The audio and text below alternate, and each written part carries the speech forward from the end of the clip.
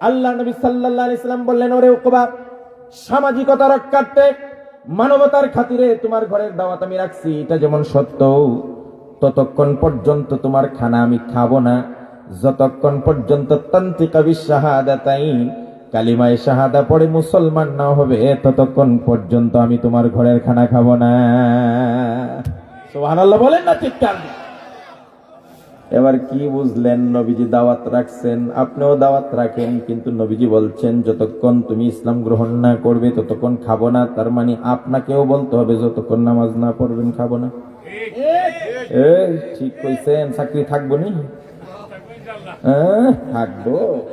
দেখেন কোন বেনামাজির এই কথা বইলা বলে তুমি যতক্ষণ খানা না খাইবে অতক্ষণ নামাজ না পড়বা এতক্ষণ খাবো না, পরের দিনে আন্দোলন শুরু হয়ে যাবে ইমাম সাহেব। তো আমরা এটা বুঝের বেশ কম। ইমাম সাহেব কিন্তু নিজের স্বার্থের জন্য এই কথাটা বলবে না, বলে আপনাকে জাহান্নাম থেকে বাঁচানোর জন্য। কারণ আপনি বেনামাজি হয়ে যতদিন থাকবেন ততদিন জাহান্নাম লাজেন। আপনাকে জাহান্নাম থেকে বাঁচানোর জন্য এই কথাটা বলবে। এত শক্ত কথা যদি ইমাম সাহেব হুজুর আপনি নাও বলতে পারেন, তবে আমি অনুরোধ করব, নবীজির মতো এত শক্ত করে বলার আপনার যত হিম্মত নাই, তো আপনি একটু নরমাল করে হিকমতের সাথে বলেন, যতটা মায়ার সাথে বলতে পারবেন তাও বলেন।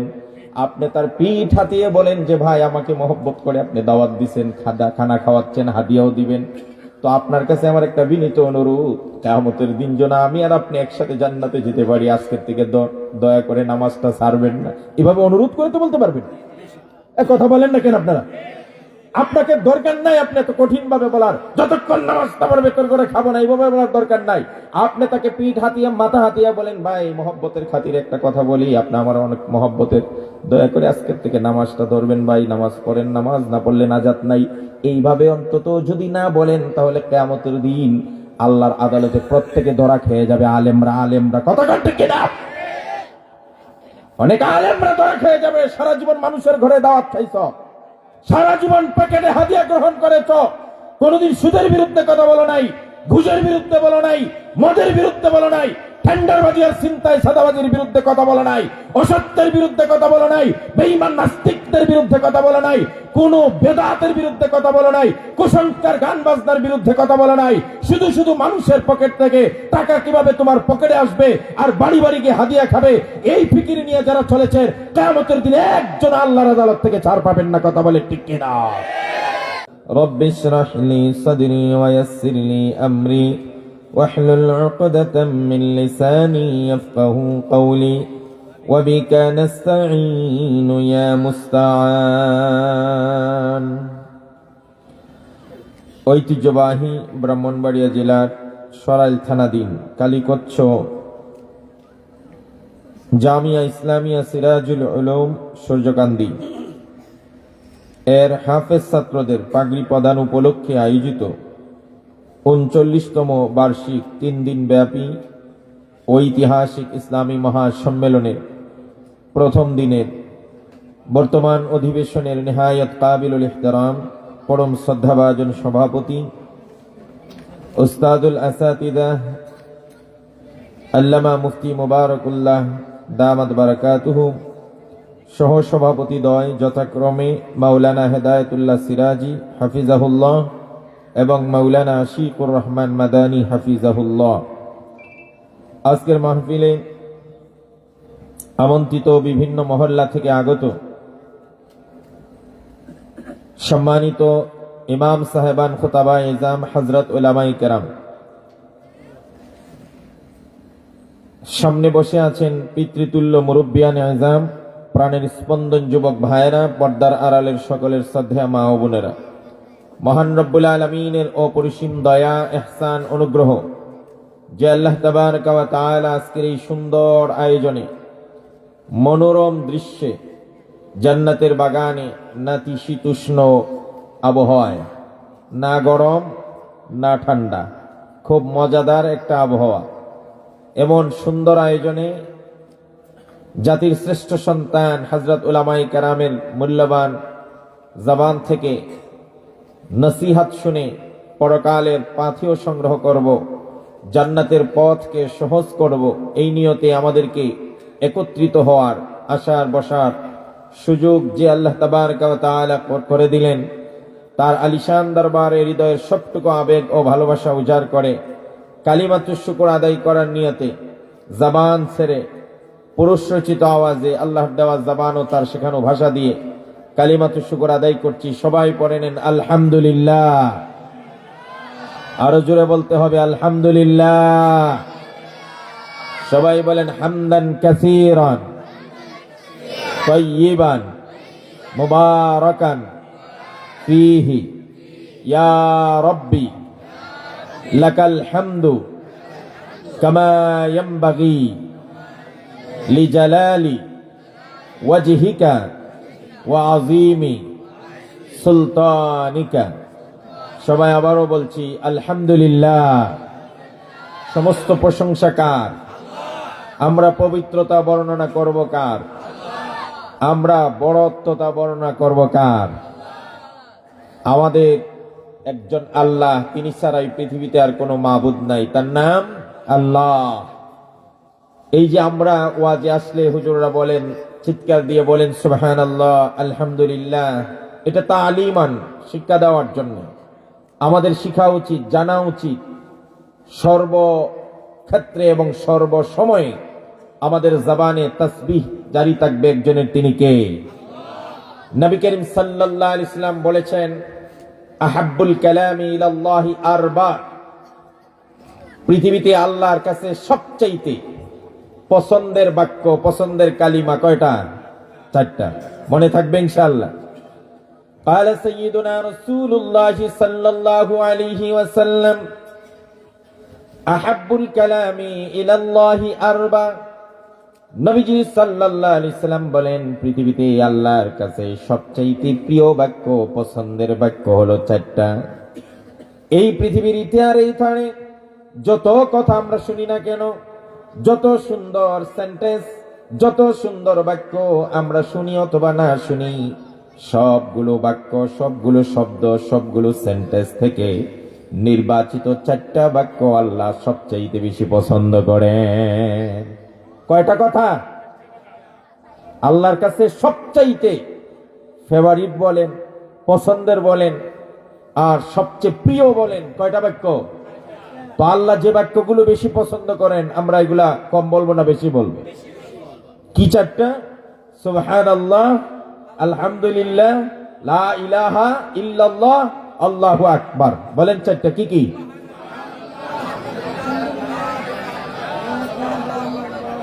একটা চমৎকার হাদিস শোনায় দেই, আপনি বলতে বাধ্য। এই চারটা বাক্য সকাল, বিকাল, সন্ধ্যা, দুপুর, রাত, দিন, এভরি ওয়ে, এভরি টাইম, সব সময় আপনাকে বলতে হবে। নবী করিম সাল্লাল্লাহু আলাইহি সাল্লাম বলছেন ইউসবিহু আলা কুল্লি সুলামা মিন আহাদিকুম সাদাকা। প্রতিটা মানুষ যখন সকাল উদযাপন করে, ভালো করে খেয়াল করেন, রাত্রে বেলা যখন আমরা ঘুমিয়ে যাই, আমরা অর্ধমৃত হয়ে যাই, এই মৃত অবস্থা থেকে সকালে আমাদেরকে জাগ্রত করে জীবিত করেন কে? পৃথিবীর এমন অনেক মানুষ আছে যারা রাতের বেলা সুস্থ অবস্থায় ঘুমিয়ে গেল, আর কোনোদিন জাগলো না, এই অবস্থায় মৃত্যুবরণ করেছে, আছে না নাই? আল্লাহ রাব্বুল আলামিন যদি কারো কাছে ওই প্রাণটা ফিরে না দেন, দুনিয়ার কোনো মানুষ আর সূর্য দেখবে না, সকাল আর দেখবে না। নবী করিম সাল্লাল্লাহু আলাইহি সাল্লাম বলেন ইউসবিহু আলা কুল্লি সুলামা মিন আহাদিকুম, প্রতিদিন যখন তোমরা সকাল উদযাপন করো, একটা দিন নতুন করে পাও, অর্ধমৃত অবস্থা থেকে যখন তোমরা জাগ্রত হয়ে যাও। এই কি মেলায় আসছো? এই আপনার নামই বলতেছি, বসুন হুজুর বসুন। একজন যাক, কেউ যেন কথা না বলে। বাবারা তোমরা একটু চুপ থাকা, হ্যাঁ? শোনেন, দেখেন, সকালবেলা ঘুম থেকে উঠে আপনি দেখলেন আপনার চোখ কাজ করতেছে, দেখতে পাচ্ছেন।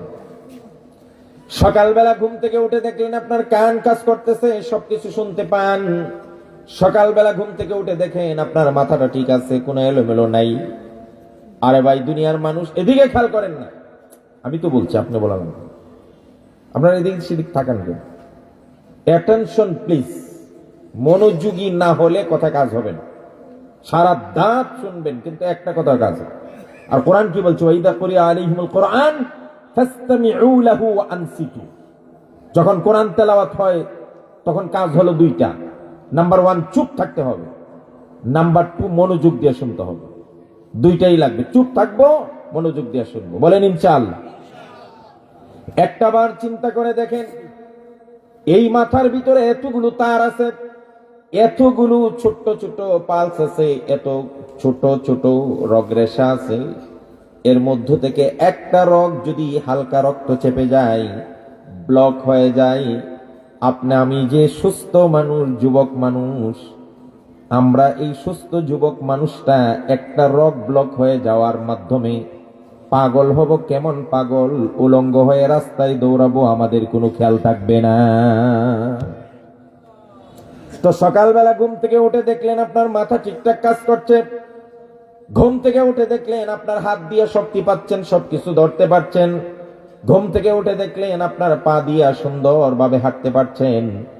নবীজি বলেন, ও দুনিয়ার মানুষগুলো, দুনিয়ার মানুষ সরকারের সব ভোগ করার কারণে সরকারকে ট্যাক্স দিতে হয়। সরকার রাস্তা বানিয়ে দিয়েছে, এই জন্য আমার গাড়ি যখন রাস্তা দিয়ে চলে রাস্তার টোল দিতে হয়। সরকার ব্রিজ বানিয়ে দিয়েছে, পদ্মা সেতু, যমুনা সেতু পার হওয়ার সময় 600, 700, 750 টাকা দিতে হয় একটা পদ্মা সেতু পার হলে। আমরা যে গাড়িটা ইউজ করি, তাহলে দুনিয়ার সরকারের সামান্য সুবিধা ভোগ করার বিনিময়ে আমরা ট্যাক্স দেই। নবীজি বলেন, ও উম্মতেরা, মাথার চুল থেকে পায়ের নখ পর্যন্ত প্রতিদিন তোমার সবগুলো অঙ্গ প্রত্যঙ্গ যে কাজ করতেছে, যে আল্লাহর দয়ায় প্রত্যেকটা অঙ্গের বিপরীতে, প্রতিটা পালসের বিপরীতে, প্রতিটা গ্রন্থির বিপরীতে, প্রতিটা জোড়ার বিপরীতে প্রতিদিন সকালবেলা তোমার উপর একটা ট্যাক্স আল্লাহর পক্ষ থেকে ওয়াজিব হয়ে যায়। এই ট্যাক্সটার নাম হলো ইউসবিহু আলা কুল্লি সুলামা মিন আহাদিকুম সাদাকা। এর মানে এক একটা সাদকা আপনাকে দিতেই হবে। শরীরে কতগুলো জোড়া আছে, শরীরে কতগুলো অঙ্গ আছে, শরীরে কতগুলো তার আছে, শরীরে কতগুলো গ্রন্থি আছে, প্রত্যেকটা গ্রন্থির বিপরীতে একটা করে সদকা। এবার দুনিয়ার কোন সায়েন্টিফিক, দুনিয়ার কোন ডাক্তার আজও পর্যন্ত শেষ করতে পারে নাই যে মানুষের মাথার চুল থেকে পায়ের নখ পর্যন্ত কি পরিমাণ গ্রন্থি, কি পরিমাণ তার, কি পরিমাণ পালস আছে। যদি এক একটার বিপরীতে 1 টাকা করেও সদকা দিতে হয়, তাহলে দুনিয়ার সবচেয়ে বড় ধনী বিল গেটসকে একদিনেই ফকির হয়ে যেতে হবে। কথা বলেন ঠিক কিনা? তো আমরা যারা কচু আছি, আমরা যারা ছোট আছি, আমরা কেমনি সদকা দিব প্রতিদিন? পারবেন আপনি প্রতিদিন একটা একটা অঙ্গের বিপরীতে সদকা দিতে? মিয়ারা, 1 ঘন্টার সদকা যদি দিতে হয়, গোটা বাড়ি ঘর ধন সম্পদ সব বিক্রি করবেন, আল্লাহর দেওয়া ওয়াজিব হওয়া সদকা আদায় হবে। তাহলে আল্লাহ রাসূল যে বললেন প্রতিটা গ্রন্থির বিপরীতে একটা করে সদকা দাও প্রতিদিন সকালে, তো আপনি কেমনে দিবেন?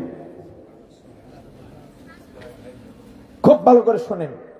এবার নবী করিম সাল্লাল্লাহু আলাইহি সাল্লাম আমাদের জন্য সহজ করে দিয়ে বলেন, ও উম্মতেরা, শোনো, তোমরা কিভাবে তোমাদের শরীরের প্রত্যেকটা গ্রন্থির বিপরীতে একটা করে সদকা আদায় করবে। ফাকুল্লু তাসবিহাতিন সাদাকা ওয়া কুল্লু তাহমিদাতিন সাদাকা ওয়া কুল্লু তাকবীরাতিন সাদাকা ওয়া কুল্লু তাহলিলাতিন সাদাকা ওয়া আমরুন বিল মারুফি সাদাকা ওয়া নাহয়ুন আনিল মুনকারি সাদাকা। নবীজি বলেন, যারা সকাল বেলা ঘুম থেকে উঠে যতবার বলবে, সবাই দিকে থাকে, হুজুর এখান থেকে সরি, মানুষও বুঝি না যে পিঁপড়ায় হাঁটলে ওই দিকে তাকায়, ইঁদুরে দৌড় দিলে ওই দিকে থাকে, এমন কেন? আমি কি কম গুরুত্বপূর্ণ কথা বলছি? ওর চাইতে আমার কথাটা গুরুত্ব কম? দেখেন মিয়া, আপনি যদি এক একটা সদকা আদায় করতে হবে, ফকির হয়ে যাবেন 1 ঘন্টায়, তো আপনি সদকা আদায় করবেন কেমনে? নবীজি সাল্লাল্লাহু আলাইহি ওয়াসাল্লাম সহজ করে দিয়ে বলেন, ফাকুল্লু তাসবিহাতিন সাদাকা। একবার সুবহানাল্লাহ পড়বেন, একটা সদকা আদায় হয়ে যাবে। চিৎকার দিয়ে সুবহানাল্লাহ। ওয়া কুল্লু তাহমিদাতিন সাদাকা। প্রতিবার যত আলহামদুলিল্লাহ বলবেন, একটা করে সদকা আদায় হয়ে যাবে। প্রতিবার যদি লা ইলাহা ইল্লাল্লাহ পড়েন, একটা করে সদকা আদায় হবে। প্রতিবার আল্লাহু আকবার বলবেন, একটা করে সদকা আদায় হয়ে যাবে। প্রতিবার একটা ভালো কথা বলবেন, একটা সদকা আদায় হয়ে যাবে। প্রতিবার একটা অন্যায়ের প্রতিবাদ করবেন, তো একটা সদকা আদায় হয়ে যাবে। এই পৃথিবীতে যত বেশি সুবহানাল্লাহ, আলহামদুলিল্লাহ, আল্লাহু আকবার বলে, আল্লাহর দেওয়া যে ট্যাক্স তার উপর ওয়াজিব হয়েছে, সবচাইতে বেশি ট্যাক্স আদায় করে। কথা বলেন ঠিক কিনা?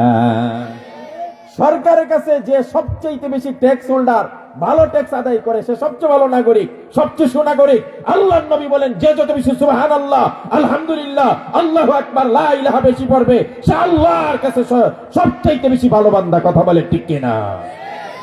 বুঝছেন নি আপনার কথা? এবার সুবহানাল্লাহ আর বলা লাগবে? আস্তে বলবেন না জোরে বলবেন? সুবহানাল্লাহটা আস্তে বললেও চলবে, বলেন সুবহানাল্লাহ। আলহামদুলিল্লাহটাও আস্তে বললে চলবে, লা ইলাহা আস্তে বললে চলবে, কিন্তু আল্লাহু আকবার আস্তে বললে হবে না। আরো জোরে বলবে? হবে না, আরো জোরে। শয়তান এবং তার দূষরদের হৃদয়ে কম্পন সৃষ্টি করে ইথারে ভেস ভাসিয়ে আকাশ পাতাল মুখরিত করে বলতে হবে, লিল্লাহে তাকবীর। হইছে না? কাম মিন ফিয়াতিন কালিলাতিন গালাবাত ফিয়াতান কাসীরাতান বিইজনিল্লাহ, হয় নাই? আল্লাহ পাক বলছেন, অল্প সংখ্যক মানুষ বেশি মানুষের উপর বিজয় হয় আল্লাহর দয়ায়, আল্লাহর ইহসানে, আল্লাহর অনুগ্রহে। তো আমরা আল্লাহর অনুগ্রহে এমন আওয়াজ দিব, গোটা সূর্যকান্তি যেন আমাদের সেই আওয়াজ পৌঁছে যায়। চিৎকার দিয়া বলবেন, এখন থেকে সবাই রেডি হয়ে বলবেন, নারে তাকবীর, লিল্লাহে তাকবীর, দেরিস্তাম দেরিস্তাম, আল কোরআনের আলো, নারায়ে তাকবীর। আপনারা প্রশ্ন করতে পারেন যে হুজুর সুবহানাল্লাহ তো এত জোরে বলেন নাই, আলহামদুলিল্লাহ তো এত জোরে বলেন নাই, লা ইলাহা ইল্লাল্লাহ তো জোরে বলেন নাই, আল্লাহু আকবারটার সময় এত জোরে বলাইলেন কেন? প্রশ্ন আছে না নাই? দুটি কারণে। কয়টা কারণে? সবাই বলেন না কয়টা কারণে? আরো জোরে বলেন, কয়টা কারণে? নাম্বার 1, শুনেন, আমরা যে নামাজে বিভিন্ন তাসবিহ আদায় করি, রুকুতে গেলে পড়ি না সুবহানা রাব্বিয়াল আযীম, চিৎকার দিয়ে জোরে পড়ি, কথা বলে না জোরে। তারপরে সিজদায় গেলে পড়ি কি সুবহানা রাব্বিয়াল, জোরে না আস্তে? আচ্ছা, আলহামদুলিল্লাহ যে পড়ি কখনো জোরে কিন্তু মাঝে মাঝে আস্তে। তাহলে কি বুঝলেন? লা ইলাহা ইল্লাল্লাহ সবসময় জোরে বলতে হয় না, আলহামদুলিল্লাহ সবসময় জোরে বলতে হয় না, সুবহানাল্লাহ সবসময় জোরে বলতে হয় না, পরে আর কি রয়েছে, আলহামদুলিল্লাহ সবসময় জোরে বলতে হয় না। কিন্তু নামাজে ইমাম সাহেব যতবার আল্লাহু আকবার বলে মাঝে মাঝে আস্তে বলে না, সবসময় জোরে। কথা কয় না কেন? আরে আল্লাহু আকবারটা কি মাঝে মাঝে আস্তে বলে? প্রথম আল্লাহু আকবার জোরে, রুকুতে যাওয়ার সময় জোরে, এরপরে সিজদা যাওয়ার সময় জোরে। তার মানে হলো আল্লাহু আকবারের ফিতরাত, স্বভাবই হলো এটাকে জোরে বলতে হবে। কারণ আল্লাহু আকবার অর্থ হলো আল্লাহ সবচাইতে মহান, সবচাইতে বড়। যে আল্লাহ যদি সবচাইতে বড় হয়, সবার আওয়াজের উপরে একটা আওয়াজ থাকবে, সেই আল্লাহর আওয়াজ সবার আওয়াজের উপরে উঠায় দাও, চিৎকার দিয়ে বলো আল্লাহু আকবার। নাম্বার 1 কারণ। 2 নম্বর হইলো আল্লাহু আকবারের ধ্বনি অনেকে আবার বরদাস্ত করতে পারে না, আছে না নাই? কথা কয় না? অতীতে দেখছেন না, হুজুররা এত খালি স্লোগান দেয় কেন? মনে হয় যে ঝগড়া লেগে গেছে, এই লেগে গেছে, এত স্লোগান দেওয়া লাগে, বলেন? কথা কয় না? হাদিস শরীফে এসেছে, মসজিদের মহল্লায় মুয়াজ্জিন সাহেব যখন আযান শুরু করে প্রথম শব্দটা বলে আল্লাহু আকবার, সাথে সাথে মিস্টার ইবলিস, আছে না নাই একজন? মিস্টার ইবলিস শুধুমাত্র বাতাস ছাড়তে ছাড়তে পিছন দিকে 1 কিলো 2 কিলো 1 মাইল 2 মাইল নয়, নবীজির ভাষ্য অনুযায়ী মিস্টার ইবলিস 30 কিলোমিটার দূরে এই মহল্লা ছেড়ে চলে যায়। ওই আল্লাহু আকবারের ধ্বনি শুনলে শয়তান কয় মাইল দূরে যায়? সবাই বলেন না কয় মাইল? তাহলে বুঝলেন কি, সে সহ্য করতে পারে না, বাতাস ছাড়তে ছাড়তে 37 মাইল দূরে যায়। খোদার কসম, আজ নয়, আমার জন্মের পরে আমাদের ডান কানে একটা শব্দ হয়েছে আল্লাহু আকবার দিয়ে, আজানের প্রথম শব্দ আল্লাহু আকবার, বাম কানে হয়েছে একামত, এটারও প্রথম শব্দ আল্লাহু আকবার। সুতরাং আল্লাহু আকবার ধ্বনি এটা মুসলমান শুধু নাগরিক অধিকার নয়, এটা শুধু আমাদের বাংলাদেশের অধিকার নয়, আমরা সিটিজেন এই জন্য অধিকার নয়, এটা শুধু ধর্মীয় অধিকার নয়, এটা আমার জন্মসূত্রে পাওয়া অধিকার। আমি জন্মের পরে প্রথম শব্দ শুনেছি আল্লাহু আকবার, জন্মের পরে প্রথম শব্দ শুনেছি আল্লাহু আকবার। যদি আল্লাহু আকবার কেউ বন্ধ করতে চায়, খোদার কসম এই জমিনে আল্লাহু আকবার ধ্বনি কেউ বন্ধ করতে পারবে না। যদি কারো আল্লাহু আকবার ধ্বনি সহ্য না হয়, তাহলে তুমি দেখতে শুনতে মানুষ হতে পারো, আল্লাহু আকবারের ধ্বনি বরদাস্ত হয় না শয়তানের, তাহলে বুঝা গেল আপনার কোনো না কোনো ভাবে শয়তানের সাথে কানেকশন আছে। কথা বলে ঠিক কিনা? এই জন্য আল্লাহু আকবার আমরা বলবোই, বলেন ইনশাআল্লাহ। আরো জোরে কয় না ইনশাআল্লাহ? এখন থেকে সুবহানাল্লাহ, আলহামদুলিল্লাহ, আল্লাহু আকবার, লা ইলাহা আমরা সব সময় বলবো। রাজি আছেন? এখন আমি আরেকটা সমাধান দিয়ে দিই। আপনারা মনে মনে বলবেন যে হুজুর কতবার সুবহানাল্লাহ বললে আমার সদকা সবটি আদায় হবে? কথা বুঝেন না কেন? কতবার আলহামদুলিল্লাহ প্রতিদিন বললে আমার সব সদকা আদায় হয়ে যাবে? কতবার লা ইলাহা ইল্লাল্লাহ পড়লে আমার সব সদকা আদায় হয়ে যাবে? কতবার আল্লাহু আকবার বললে আমার শরীরের সব সদকা আদায় হবে? এটা তো কেউ গনেও শেষ করতে পারে না। তাহলে আমি কি কোনোদিন আমার শরীরের সবগুলো সদকা আদায় করতে পারবো না? নবী করিম সাল্লাল্লাহু আলাইহি সাল্লাম আরো সহজ করে দিয়েছেন। আলহামদুলিল্লাহ বলবেন না?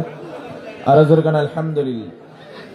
এবার বিশ্বনবী সাল্লাল্লাহু আলাইহি সাল্লাম বলেন, উম্মতেরা তোমরা যদি শরীরের সবগুলো সদকা একসাথে আদায় করতে চাও, যদি শরীরের সবগুলো সাদাকা একসাথে আদায় করতে চাও, তাহলে শুধুমাত্র 2 রাকাত নামাজ পড়ো। এই 2 রাকাত নামাজ যদি কোনো ব্যক্তি আদায় করে, তাহলে তার শরীরের উপর যতগুলো সাদাকা আল্লাহর পক্ষ থেকে ওয়াজিব হয় সবগুলো একসাথে আদায় হয়ে যায়। সুবহানাল্লাহ। এবার বলবো আমি কোন সময় 2 রাকাত নামাজ পড়তে হবে। আল্লাহর নবী বলেন, ও দুনিয়ার মানুষেরা খুব ভালো করে শোনো, সূর্য মাথার উপরে ওঠার আগে আগে আমরা যে নামাজটা পড়ি, চাস্তের নামাজ, মুরব্বীরা অনেকে পড়ে, আছে না? কথা কয় না, আছে না? এই নামাজটা যদি 2 রাকাত কেউ আদায় করে, তার শরীরের উপর যতগুলো সাদাকা ওয়াজিব হয়েছে সবগুলো সাদাকা একসাথে আদায় হয়ে যায়। সুবহানাল্লাহ। চিৎকার দিয়ে বলেন সুবহানাল্লাহ। আরো জোরে বলেন সুবহানাল্লাহ। সুপ্রিয় ভাইয়েরা আমার, আমি একটা নির্দিষ্ট বিষয়ে আলোচনা করব। সূরা ফুরকান থেকে 2টা আয়াত পড়েছি, সহিহ বুখারী থেকে একটা হাদিস। আলোচনাটা অত্যন্ত তাৎপর্যপূর্ণ। এই আলোচনাটা শুরু করার আগে আমি একটা ছোট্ট ভূমিকা বলি। আপনারা এই যে সূর্যকান্তি মাদ্রাসার আজকের যে অবস্থান, আর এই প্যান্ডেলের অবস্থান দেখেছি, আমি অনেকদিন আগে একবার এসেছিলাম অন্য এক কারণে। তো তখনকার অবস্থার এখনকার অবস্থা দেখে আমার কাছে একটা জিনিস পরিষ্কার হয়েছে। আপনার শেখ আজিজুল ইসলাম জালালী সাহেবকে কতদূর চিনেন আমি জানি না। আমি ঢাকা, বাংলাদেশের রাজধানী হলো ঢাকা, বাংলাদেশের রাজধানী ঢাকা। আর ঢাকার রাজধানী কোন জায়গায় জানেন? ঢাকার রাজধানী গুলশান বাড়িধারা, ওই এলাকাটা। তো আমি ওই এলাকায় মসজিদে আলহামদুলিল্লাহ 5 তলা একটা মসজিদে জুমার খুতবা দিই।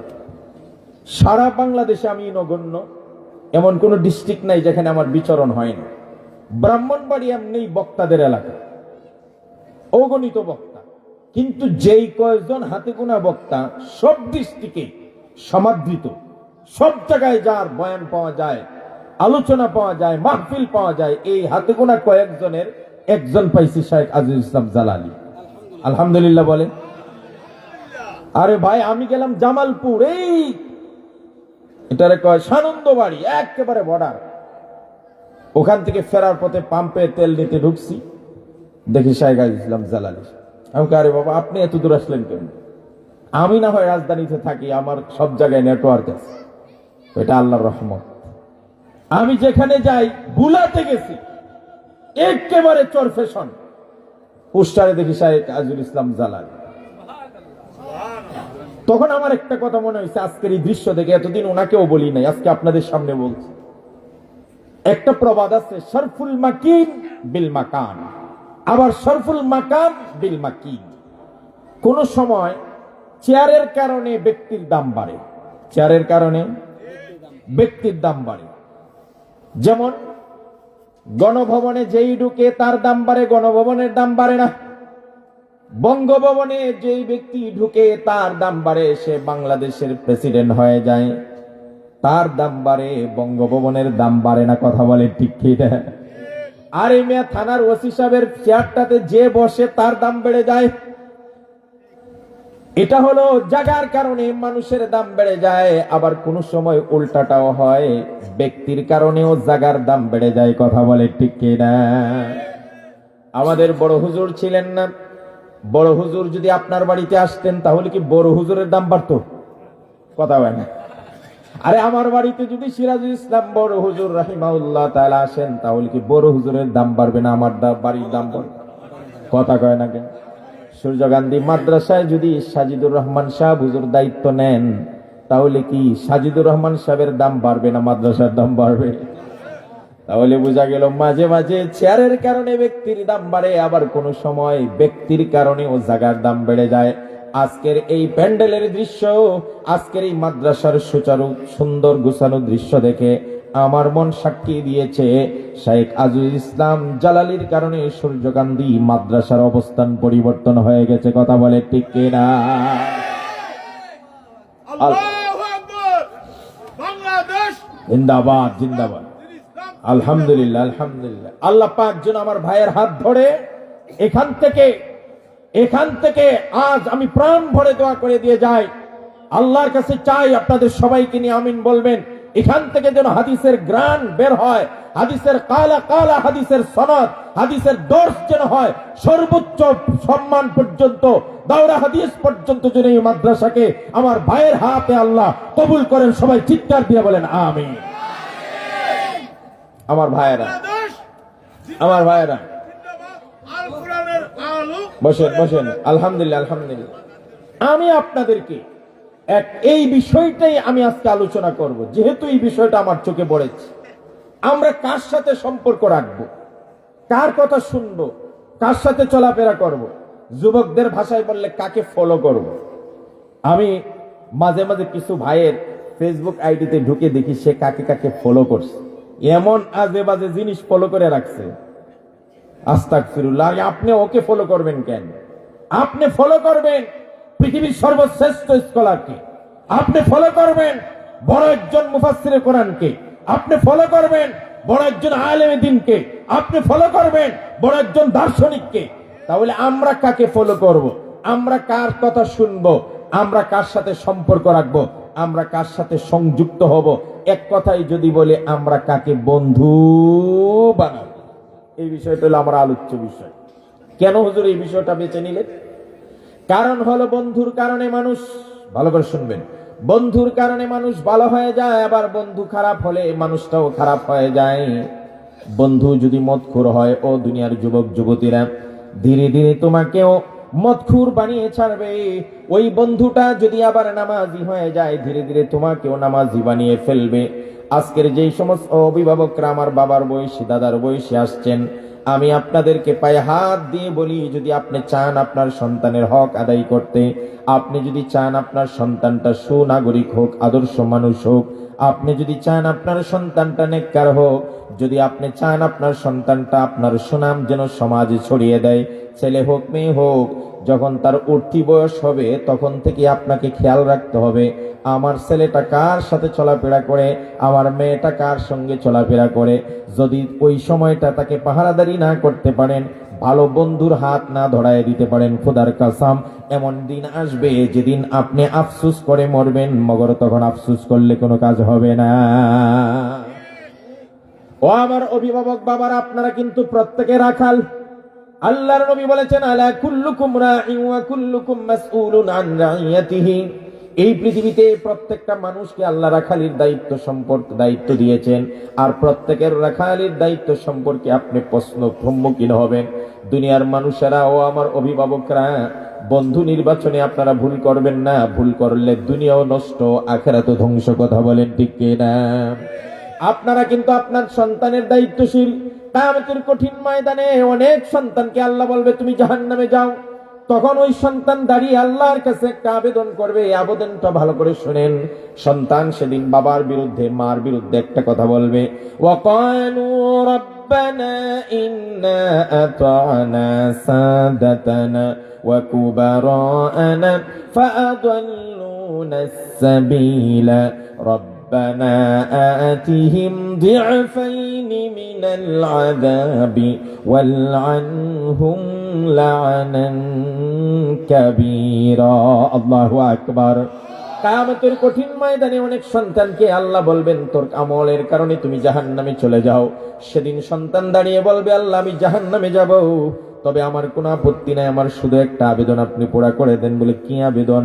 রব্বুল আলামিন আমার মা বাবার কথা মতো আমি সব সময় চলতাম, মা বলছে উঠতে আমি উঠেছি, মা বলতে বসতে আমি বসে গেছি, মা বলছে তোমাকে যে করে হোক ডাক্তার হতে হবে, আমি ডাক্তার হয়েছি কষ্ট করে, মা বলছে তোমাকে ইঞ্জিনিয়ার হতে হবে, আমি ইঞ্জিনিয়ার হয়েছি, বাবা বলছে তোমাকে পিএইচডি লাভ করতে হবে, আমি পিএইচডি লাভ করেছি, সর্বোচ্চ শিক্ষা লাভ করে আমি বড় চাকরি করেছি।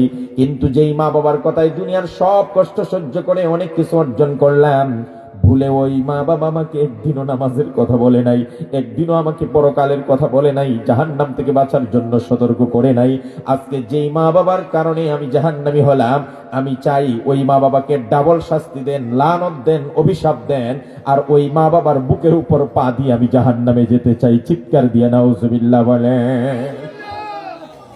মা বাবার দায়িত্ব আছে না নাই? সন্তান কার সঙ্গে চলে, কোথায় যায়, কি করে, এভরি টাইম আপনাকে সেটা ফলো করতে হবে, দেখতে হবে, আর না হলে আপনি আল্লাহর কাছে জবাবদিহি করতে হবে। আমি আমার যুবকদের পায়ে হাত দিয়া বলি, যুবকরা তুমি রাজনীতির কোন দল করো আমি জানি না, যুবকরা তুমি পেশাগতভাবে তুমি কোন পেশায় জড়িত এটাও আমি জানতে চাই না, যুবক তোমার বংশ কি আমি সেটাও জানতে চাই না, যুবক তোমার শিক্ষা প্রতিষ্ঠান কোনটা সেটাও আমি জানতে চাই না। ও যুবক, ও যুবতীরা, তুমি কোন বংশের মেয়ে, কার মেয়ে, কোথায় থাকো, কি করে আমি জানতে চাই না। আমি শুধু একটুকু বলবো, কার সঙ্গে তুমি সঙ্গ দিচ্ছ, কাকে বন্ধু বানাচ্ছ, একটু কেয়ারফুল হও, আর না হলে বন্ধু তোমার দুনিয়াও ডোবাবে, পরকালও নষ্ট করবে। কথা বলেন ঠিক কিনা? কারণ বিশ্বনবী সাল্লাল্লাহু আলাইহি সাল্লাম বলেছেন, আল মারউ আলা দীনি খালিলি, একজন মানুষ তার বন্ধুর সব ধর্মকর্ম গ্রহণ করে, বন্ধুর স্বভাব গ্রহণ করে, বন্ধুর ধর্ম অনুযায়ী সে চলে। ফালয়ানজুর আহাদুকুম আম্মা ইউখালিল, সুতরাং প্রত্যেকেই যেন খেয়াল করে কার সঙ্গে সে বন্ধুত্ব করলো। ও দুনিয়ার মানুষ বন্ধুর কারণে শুধু বেনামাজি হয়, এইটুকুই যদি হতো তাহলে মনকে মানা যাইত। বন্ধুর কারণে মানুষ বিধর্মী হইয়া চিরস্থায়ী জাহান্নামী পর্যন্ত হয়ে যায়। কথা বলে ঠিক কিনা? আরবের ছোট্ট একটা ঘটনা বলি, ছোট্ট ঘটনা, ভালো করে খেয়াল করে শুনবেন, বিষয়টাকে যতটা ফুটিয়ে তোলা যায় আমি চেষ্টা করব। আরবের আবু জাহেলদের পর্যায়ে, উকবা উবাই ইবনে খালফের পর্যায়ে, উমাইয়া ইবনে খালফের মতো বড় একজন সম্ভ্রান্ত মানুষের নাম হলো উকবা ইবনে আবি মুআইয়িদ। উকবা ইবনে আবি মুআইয়িদ ধরেন বাংলাদেশের শ্রেষ্ঠ বংশের একজন সন্তান। সেই উকবা ইবনে আবি মুআইয়িদ একদিন তার বাড়িতে খানার ব্যবস্থা করছে, যে আরবের মক্কার ভালো ভালো সম্ভ্রান্ত মর্যাদাশীল মানুষদেরকে দাওয়াত করে খাওয়াবে। বেশ ভালো কথা। উকবা ইবনে আবি মুআইয়িদ বেঈমান, কাফের, আবার সম্ভ্রান্ত, আবু জাহেলের মতো, উবাইয়ার মতো।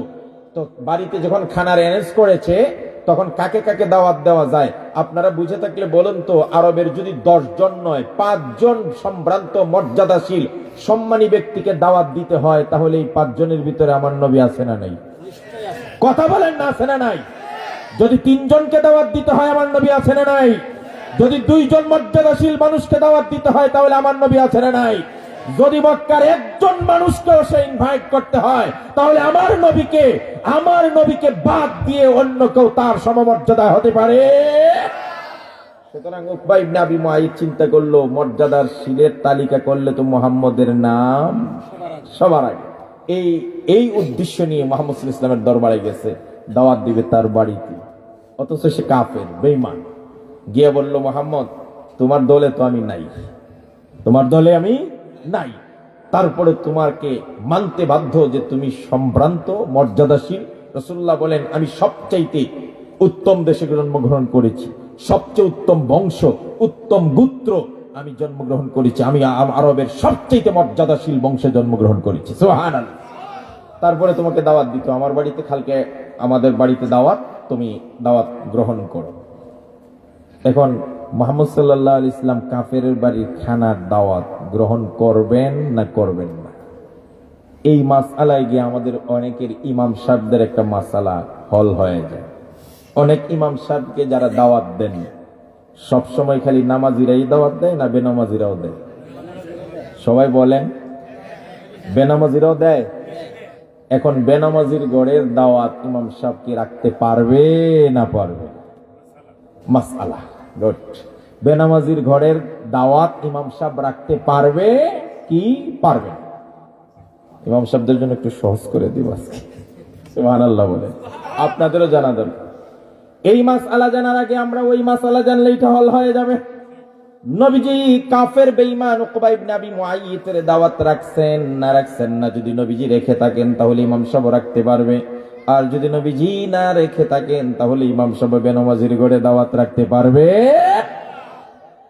এবার বিশ্বনবী সাল্লাল্লাহু আলাইহি ওয়াসাল্লামকে যখন ইনভাইট করলেন উকবা ইবনে আবি মুআইয়িত, মুহাম্মদ আমার ঘরে আগামীকাল তোমার দাওয়াত। নবীজি সাল্লাল্লাহু আলাইহি ওয়াসাল্লাম চিন্তা করলেন দাওয়াতটা রেখেই দেই।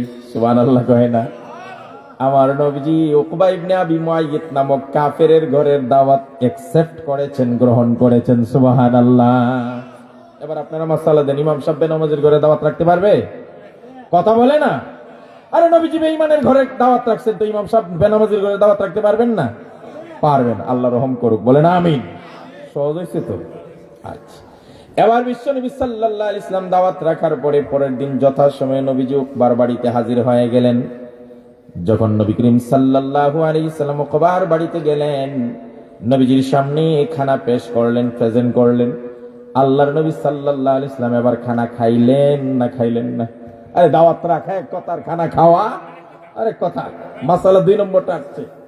এখনো কিন্তু ইমাম সাহেবরা আপনারা সহজ হয় নাই, আপাতত খালি দাওয়াত রাখার অনুমতি পাইছেন, খাবেন কি না এটা এখন হল হবে। সুবহানাল্লাহ বলতে ইচ্ছা করে না? বিশ্বনবী সাল্লাল্লাহু আলাইহি ওয়াসাল্লামের সামনে যখন উকবা খানা দিলেন, নবীজি সাল্লাল্লাহু আলাইহি ওয়াসাল্লাম এটাকে সুবর্ণ সুযোগ মনে করে নবীজি শর্ত লাগায় দিলেন। সুবহানাল্লাহ বলেন।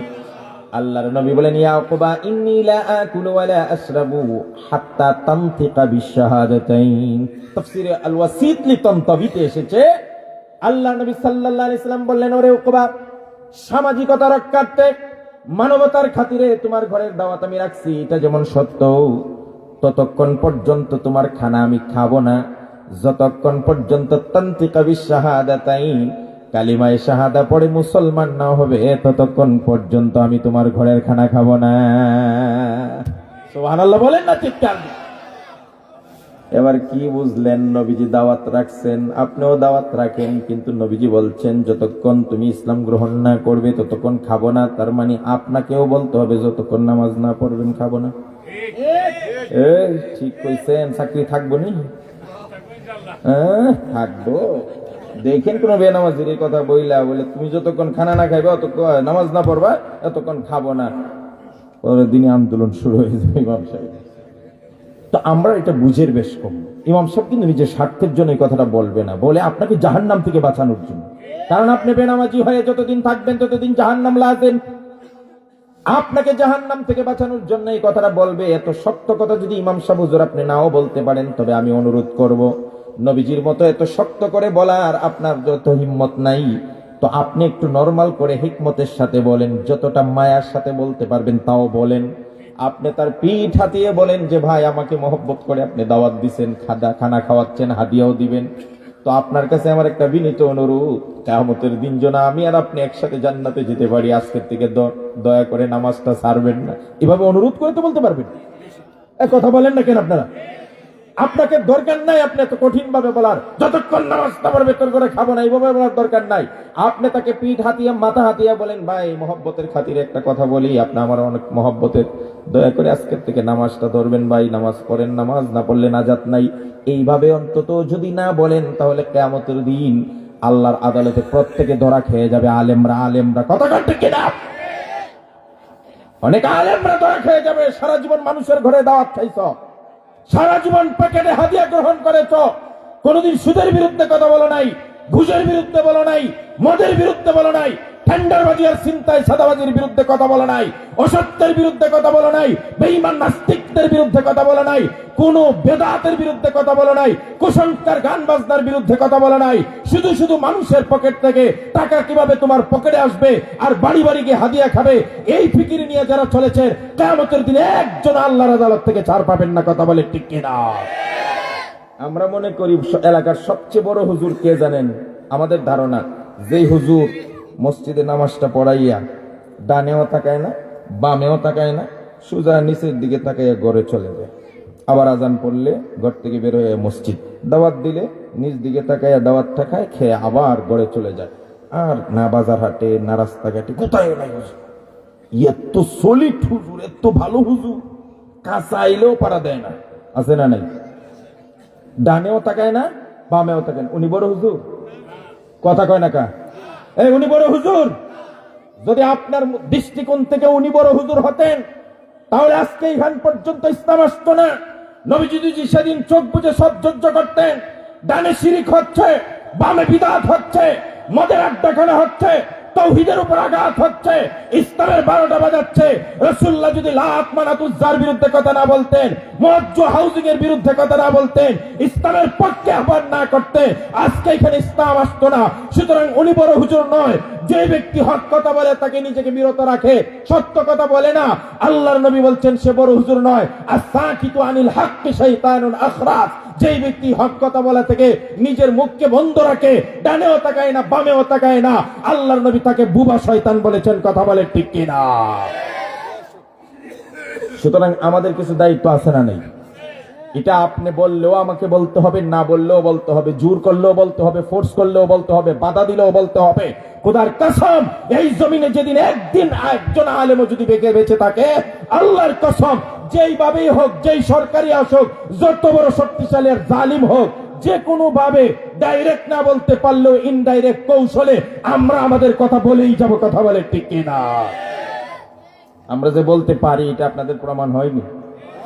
অনেক জালিমরা দেখছি, জালিমের সময় সবার মুখ বন্ধ, কিন্তু আলেমদের মুখ কথা বলেন। আমাদেরকে আল্লাহ হিকমত দান করেছেন, আলহামদুলিল্লাহ বলে। ওয়া মান ইউতাল হিকমা ফাকাদ উতিয়া খায়রান কাসীরা। হিকমত একটা প্রজ্ঞার নাম, একটা বিচক্ষণতার নাম, একটা ইলমের নাম। এটা আল্লাহ যাকে দান করে তাকে অনেক কল্যাণ দান করে। সুবহানাল্লাহ বলে। আমি মাঝখানে একটা ছোট গল্প ঢুকাই দিই। আমাকে আজিজুল ইসলাম জালালী সাহেব বলেছেন আপনি প্রাণ ভরে 2 ঘন্টা আলোচনা করে। আমি কি ভাই এত সময়? এখন তো দেখতেছি আরো 2 ঘন্টা লাগবে আমার। 2 ঘন্টা নয়, আপনারা যেভাবে শুনছেন আরো 2 ঘন্টা লাগবে। থাকবেন ইনশাআল্লাহ? চিৎকার দিয়ে করেন না ইনশাআল্লাহ বলেন।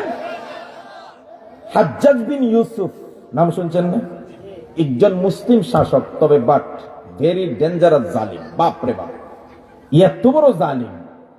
তার মতের বিরুদ্ধে, তার মতের ভিন্ন মত কেউ পোষণ করলেই তাকে কট, হয় আয়না করে, না হয় ফাঁসিতে, না হয় গুম, না হয় হত্যা, না হয় জেল জুলুম।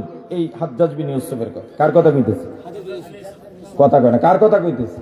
হাজ্জাজ। তবে সে একটা ভালো কাজ করছে। ভালো কাজটা কি জানেন? কোরআন শরীফের মধ্যে জের জবর পেশ হরকত লাগাইছে। কি লাগাইছে?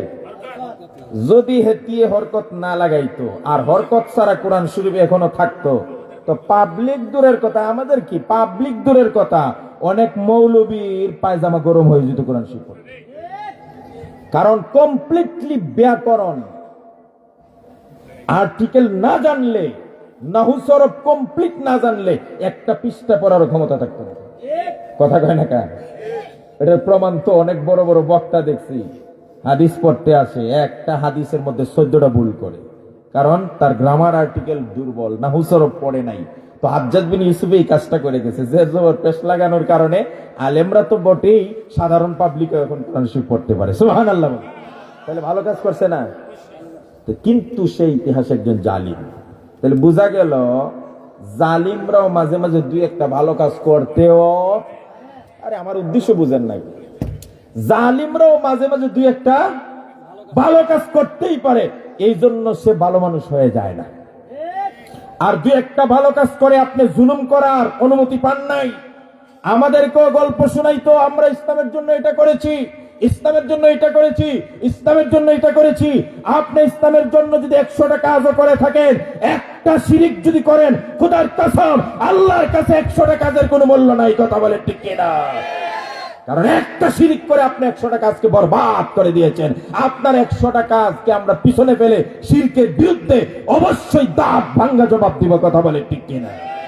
সুতরাং এই গল্প আমাদেরকে শোনায় না, আমরা ইসলামের জন্য এই করছি, সেই করছি, সেই করছি, সেই করছি, সেই করছো মানে কি? মামুনুল হক রে রিমান্ড নেওয়ার জন্য? এই করছো মানে আইয়ুবী সাহেব রেখে ডান্ডা বেরি পড়াইবা এই জন্য? এই করছো মানে ফতোয়া বন্ধ করার তোমার অধিকার দেওয়া হয়েছে। এই করছো মানে তুমি শিরিক করবা। খোদার কসম, ভালো মানুষ সাজে ইসলামের 12টা বাজাইবা, তোমার ভালো মানুষের কোনো দাম নাই। কথা বলে ঠিক কিনা?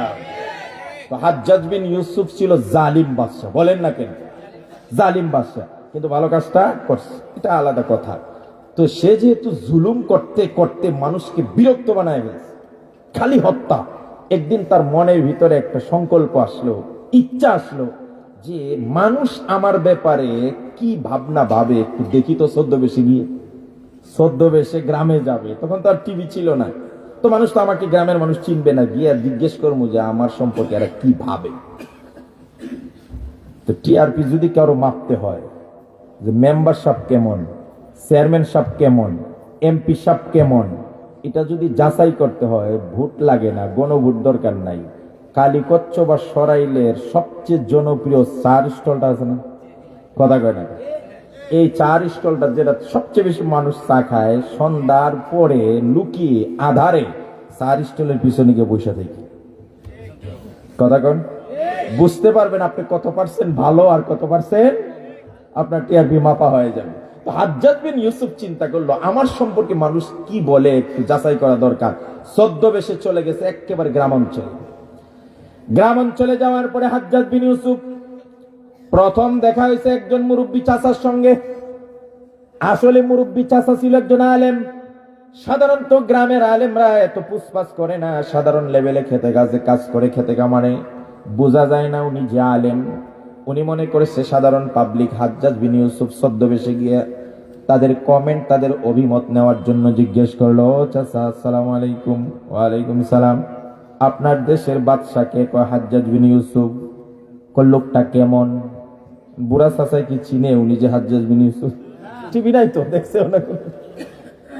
এখন এটা তো জানে হাজ্জাজ বিন ইউসুফ যে মারাত্মক জালেম। এখন চাচা তো নাসির না, কি বলছে? ও হাজ্জাজ বিন ইউসুফ বাদশার কথা বলতেছে? বলে হ্যাঁ। তাহতাস সামাই ওয়া ফাওকাল আরদ, আসমানের নিচে আর জমিনের উপরে এর মতো বড় জালিম আর কেউ নাই। কারে কইছে ভাই? কথা বলেন না। স্বয়ং বাদশার সামনে বাদশার ব্যাপারে এত বড় মন্তব্য। এটা শোনার পরে হাজ্জাজ বিন ইউসুফ চিন্তা করলো, মাথা রক্ত উঠে গেছে। আসলাম আমার ব্যাপারে মানুষ কি ভাবে একটু জানবো ভালো মন্দ। প্রথম কমেন্ট আর মন্তব্য শুনেই তো আমাকে বোল্ড আউট করে দিচ্ছে। বাদশাহী মেজাজ না, মেজাজ আর ধরে রাখতে পারে নাই, রেগে গেছে। রেগে গিয়ে বললো, এক মুরব্বী, আপনি যে হাজ্জাজ বিন ইউসুফের ব্যাপারে এত বড় মন্তব্য করলেন, আপনি কি তারা চিনেন? এবার মুরব্বী চাচা কয়, না আমি তো এমনি নাম শুনছি কিন্তু দেখি নাই, কোনোদিন চিনি না। এবার বাদশা বলল, আমি হলাম হাজ্জাজ বিন ইউসুফ। এখন পর্যন্ত দেখি পায়জামা কতটা ঢিলা হবে। যেই ব্যক্তি তার বিরুদ্ধে গেলেই কতল করে দেয়, আর তার ব্যাপারে এত বড় মন্তব্য, এই পরিচয় পাওয়ার পরে সাধারণ পাবলিকের হইলে তো অবস্থা খারাপ হয়ে যেত। ওই যে আগে বলছিলাম, হিকমত আল্লাহ তাদেরকে দিয়েছেন যাদেরকে কল্যাণ দান করেন। আলেম সাহেব চিন্তা করলো, আমি তো ধরা খেয়ে গেছি। মনে মনে একেবারে সিংহের মুখে পুটলা সহ ধরা খাই। সুর আছে না, সুরে চুরি করে সিংহের মুখে যদি একবারে পুটলা সহ ধরা খেয়ে যায়, এমন ধরা খাইছে। কয় না আপনি হাজ্জাজ বিন ইউসুফ? বলে হ্যাঁ। আচ্ছা আচ্ছা, তো ভালো কথা, তবে আপনি কি আমারে চিনেন? আল্লাহু আকবার হয় না। আরে বাদশাহ যখন বলছে আমাকে চিনেন, কয় না আমি হাজ্জাজ বিন ইউসুফ। তাহলে ভালো, কিন্তু আমি কে আপনি চিনেন? তোমাকে চিনতে হবে, তুমি কে মিয়া? রাগায় বলতেছে। এবার মুরব্বী চাচা বলতেছে, জাহাপানা, আমি ওই ব্যক্তি যেই ব্যক্তি সপ্তাহে 3 দিন পাগল থাকি। এই 3 দিন আমি কোথায় যাই, কি খাই, কি বলি কিছুই মনে থাকে না। আর আমার পাগলামির আজকে প্রথম দিন সকাল থেকে শুরু হয়েছে। আমি সপ্তাহে কয়দিন পাগল থাকি, আর পাগলামি শুরু হয়েছে আজকে সকাল থেকে। তার মানে একটু আগে আপনার সাথে যা বলছি এটা আমার পাগলামির অংশ, এটা ডোন্ট মাইন্ড। বাদশায় কি রাগ করবো, হে তীর এই কৌশল শুই না একেবারে হাসি দিছে। হাইসা দিয়ে মাফ করে দিলাম। এই হুজুরদের মধ্যে হিকমত আছে না নাই? কথা বলেন না, আছে না নাই? এই জন্য আমরা হকের কথা বলেই যাব, হিকমতে বলেন ইনশাআল্লাহ। আল্লাহ নবী সাল্লাল্লাহু আলাইহি সাল্লাম বললেন, ইন্নী লা আকুলু ওয়া লা আশরাবু হাত্তা তানতিকা বিশ শাহাদাতাইন। আরে উকবা ইবনে আবি মুআইদ, যতক্ষণ তুমি কালিমায়ে শাহাদাত না পড়বে ততক্ষণ পর্যন্ত তোমার ঘরের খানা পিনা আমি করব না। উকবা পড়ে গেল টেনশনে, আরে মুহাম্মদ আমার ঘরে আসলো, দাওয়াত রাখলো, মানুষও দেখছে মুহাম্মদ আমার ঘরে আসছে, এখন যদি না খেয়ে চলে যায় তাহলে মানুষজন আমাকে ভৎসনা দিবে, তিরস্কার করবে। উকবা তুমি কেমন মানুষ, তোমার ঘরে মেহমান এসে না খেয়ে চলে যায়, এটা আমার জন্য লজ্জাজনক। এই জন্য উকবা কিং কর্তব্য বিমূঢ় হয়ে গেল, কনফিউশনে পড়ে গেল কি করবে কি না। একদিকে সে মুসলমান হইতে চায় না, আবার মুহাম্মদ মুসলমান না হইলে খাবেও না, না খেয়ে চলে গেলে এটা আমার জন্য দুর্ভাগ্য। খানার আয়োজন করছিলাম সুনামের জন্য, হবে আরো উল্টা বদনাম। এই জন্য উকবা ঠেকায় পড়ে, উকবা ঠেকায় পড়ে নবী করিম সাল্লাল্লাহু আলাইহি ওয়াসাল্লামকে খাওয়ানোর উদ্দেশ্যে পড়ে নিয়ে হলো লা ইলাহা ইল্লাল্লাহু মুহাম্মাদুর রাসূলুল্লাহ, মুহাম্মদ সাল্লাল্লাহু আলাইহি ওয়াসাল্লাম। উকবা যখন মুসলমান হয়ে গেল, আল্লাহর নবী আল্লাহর শুকরিয়া আদায় করলেন, আলহামদুলিল্লাহ বলে, অতঃপর তার ঘরের খানা খাইলেন। খানা খাওয়ার পরে নবীজি যথারীতি চলে গেলেন। উকবাও মুসলমান হয়ে গেছে। এবার আসছেন উকবার একজন ঘনিষ্ঠ বন্ধু।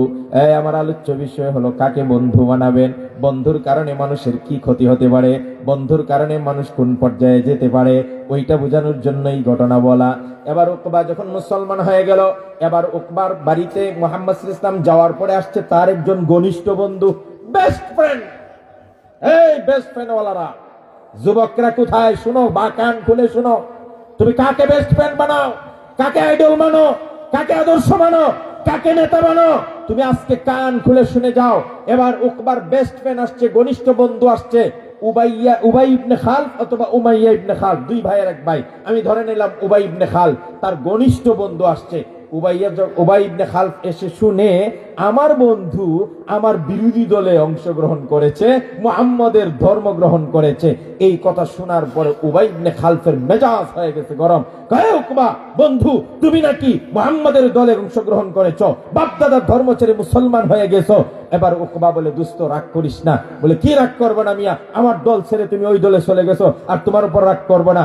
এবার উকবা বলে, দোস্ত আমি এমনি এমনি মুহাম্মদের কালিমা পড়ে মুসলমান হই নাই, মুহাম্মদকে দাওয়াত দিছিলাম, আমার বাড়িতে এসেছে, খানা খাবে না যতক্ষণ ইসলাম গ্রহণ না করি, ঠেকায় পড়ে আমি মুসলমান হয়েছি, যাতে তাক সে আমার ঘরে খেয়ে যায়, এই জন্য মুসলমান হয়েছি। এইটা বুঝে এবার উবাই বলতেছে, এ উকবা ইবনে মুআইদ, ঠিক আছে তুমি মুহাম্মদের ধর্ম ঠেকায় পড়ে পড়ছো, কারণ মুহাম্মদ তোমার ঘরে না হলে খাবে না, তাহলে এই কাজটা সেম কাজ যদি তুমি আমার বেলায় না করো, অর্থাৎ যতক্ষণ আবার তোমার বাপদাদার ধর্মে ফিরে না আসবে, মুসলমানের ধর্ম ইসলাম ধর্ম উদ্ধ করে ফিরিয়ে না দিবে, ততক্ষণ আমিও তোমার ঘরে খাবো না। পড়ছেনি ঠেকায়? কথা বলেন না কেন? কথা বলেন। উকবা মুসলমান হয়েছিল তো? সবাই বলে না হয়েছিল? আরো জোরে কম। তার কপাল খুলছিল, হেদায়েত নসিব হয়েছিল, সব ঠিকঠাক হয়ে গিয়েছিল। কিন্তু বন্ধু যখন এসে বলল, যতক্ষণ ইসলাম না ছাড়বি ততক্ষণ আমি তোর ঘরে খাবো না, বাপদাদার ধর্মে ফিরে আস। এবার উকবা আবার সেই বন্ধুর কথা রাখতে গিয়ে, বন্ধুর আবদার মিটাইতে গিয়ে, বন্ধুকে কাছে রাখতে গিয়ে উকবা মুহাম্মদের ধর্ম ছেড়ে, ইসলাম ছেড়ে মুরতাদ হয়ে আবার কাফের বেঈমান মুশরিক হয়ে তার বাপদাদার ধর্মে চলে যায়। চিৎকার দিয়া নাউজুবিল্লাহ বলে। আমি আপনাদেরকে জিজ্ঞেস করি, এখানে আমার টার্নিং পয়েন্ট, বলেন তো উকবা তো মুসলমান হয়েছিল, জান্নাতি হয়ে গিয়েছিল, কেন সে আবার বেঈমান হলো, কেন মুশরিক হলো, কেন কাফির হলো, কার কারণে হলো? সবাই বলেন, সবাই বলেন, বন্ধুর কারণে।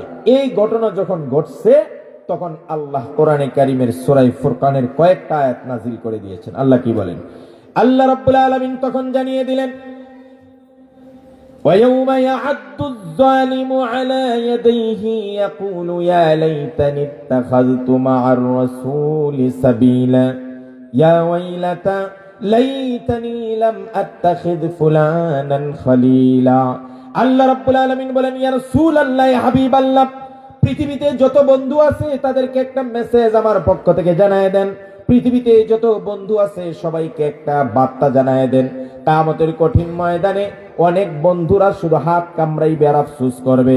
আবারও কথাটা রিপিট করছি, কিয়ামতের কঠিন ময়দানে অনেক মানুষ, অনেক বন্ধু এইভাবে হাত কামড়াইবে, নিজের উপর ভৎসনা দিবে, তিরস্কার দিবে আর আফসোস করবে। আফসোস করে করে একটা কথা বলবে, আহারে উকবায় বলবে, আহারে কেন যে মুহাম্মদকে আমি সেদিন বন্ধু বানাইলাম না।